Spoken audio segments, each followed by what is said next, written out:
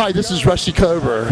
I'm an NPC national competitor, and we're here at the downtown powerhouse in downtown Tampa, Florida. This is my training partner, David Dandeville. Currently, right now, I'm in my off season, but technically, it's really not an off season for me. Basically, I might be in an off season type diet, but as far as my training goes, there's never been an off season. Hey, Rusty, you're one of the most, I think, popular people here at Powerhouse because you got high intensity level all the time, and you competed a lot last year. Now you're taking the year off to just try and put some size on. So 2014, you're not going to compete at all, right? Exactly. I'm using this year just basically to really focus on putting on, as much lean mass as I possibly can. Give my body a badly needed rest, recover from a few little minor injuries, and get ready to get back on stage in 2015 and kick some ass. Now, how long have you been competing now, Rusty? I've been competing now for 5 years. 5 years. What got you into bodybuilding? Because I noticed you got a real lot of enthusiasm for the sport. It was something that, as a younger kid, I've always was very athletic. So I always had an interest in weightlifting because I wrestled, played football, baseball, but just like many of us, I know you too, as Arnold was your idol. And growing up as a kid, I had him doing the front double bicep, the poster on my wall, and of course the poster of Farrah Fawcett with the beautiful bathing suit. But it was just something that I always had a dream of being able to do. But unfortunately, it just so happened to happen for me much later in my life, as far as competing. A hell of a job at it. Now you guys are doing back today. I noticed you started off with the wide grip pull downs with a really wide grip. What's the philosophy on back training? Does it change all the time, or do you use certain exercises all the time? How do you do that? I try to use some different exercises depending upon really if I'm more so into a contest prep type training, I'm going to use a little bit lighter weights. Of course, regardless, my form and technique are everything. So it's always really trying to contract my lats, get a nice big squeeze on the bottom, and really keep tight. So generally like I said, I don't really have an off season. So, I'll have a couple of weeks where I'll train real heavy, then I take a week where I train light.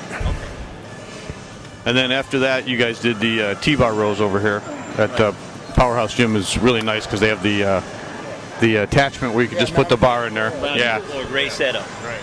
Yeah, a lot of these gyms only have machines, and it doesn't get the same feel as the free weights. You have to kind of take the straight bar, get it into a rack, and then you have to have your buddy kind of step on the back of it so it doesn't fly up in the end and go between your crotch. Yeah. So you guys went pretty heavy on that. That's obviously the mass building exercise that you're doing, right? Exactly. I mean, I really like them a lot too. Again, it's not so much as using that with the T-bar rows with the close grip, but it's more so really working that interior part of the middle of my back. Again, getting that big squeeze. Yep. And how are you working the interior part of your back? By bringing it up a little higher? Or? It just really depends, I think, so much is on the exercise. With those, again, I try to get it up really high, kind of get a pinch, hold it for a second, and then try to bring it back down. And then how many sets are you doing each exercise? About 3-4 sets each exercise? We do usually 4 sets. Yeah, we do 4 sets, and we do with the back exercises. We'll try and mix it up a little bit. Like today we did the T-bar, and a lot of the times we'll do the straight bar row and try and change it up. Same thing with the lats. There's 4 or 5 different exercises that we do on a regular basis, and we'll try and mix those up quite a bit. Mix it up every workout?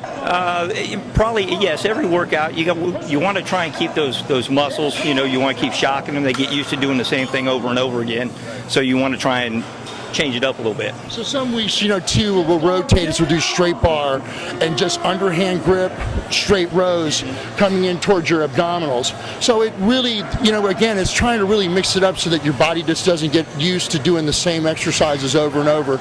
And it's really critical, I think, for me is every couple of weeks to really shock your body so it doesn't get used to just staying in those certain weight areas as you really try to bring it up, get a good shock, wake up the next day and absolutely feel the workout.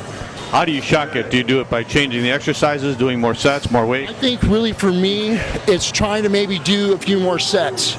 Also my reps. Now, I vary between 10 and 12 reps sometimes too, depending upon how I feel. And I've learned, especially now over the past couple of years, is that, you know, I'm not a spring chicken anymore, but I rise to the challenge. But I also have had to learn through going through pain and having some injuries is that I need to start training smart too, so that I don't pick up any bad injuries.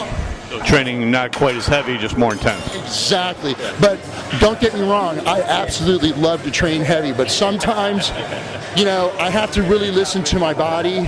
And, you know, I've learned from the past mistakes is that when I don't listen to my body, I pay the price for it. All right, Rusty, for your next exercise, you were doing seated cable rows, but you used a rope attachment. What was the reason you used that?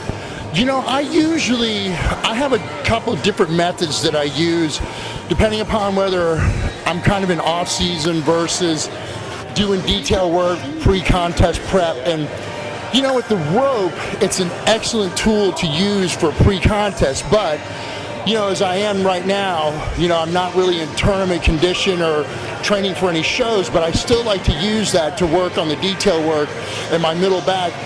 But it's mainly, that's a really good detail tool to use. So you have the one that you pull down low, so that's going to give you more extension into your lower lats. And when you go up into the high part to your forehead, then it works probably the interior part of your back again. So when I'm training back, I always try to hit my lowers plus the interior part of my back. So I do one exercise wider, one exercise more interior.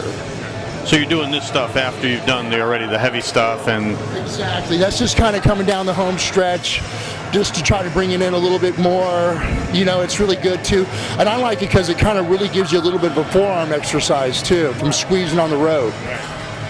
And then to finish off, you guys went to the hammer strength machine, the overhead hammer strength. Correct. That is mainly, that's all real lower lat stuff. And for me, I use the top parts of the I don't really necessarily use the handles, but I grab the top part of the machine because I have very, very long arms. So it restricts me if I use the handles, but when I go to the top, I'm really able to pull it in where it really opens up and really can hit my lats, especially the lower lats. Anybody you want to thank, or? Oh gosh, of course. Well, first and foremost, I have to thank Johnny, Eddie, and Matt, the owners of the Powerhouse Gym, and you know, they have just given me so much support and through the years and brought me into this huge family that we have here. I want to thank Naz and the DNC boys, supplement company here in Tampa, #1, and got to thank all of them. And first and foremost, you know, I need to also thank Tracy Kelly, my significant other, for helping me over the years, cooking, bagging, weighing all my diet food, and all her love and support. Love you, Tracy. And of course, John Hansen also, and everybody at RX Muscle. All right, so we'll see you on stage again in 2015, right? Correct. All right, Rusty. Well, best of luck to you in the off season, and we'll see you on stage next year. Thank you very much.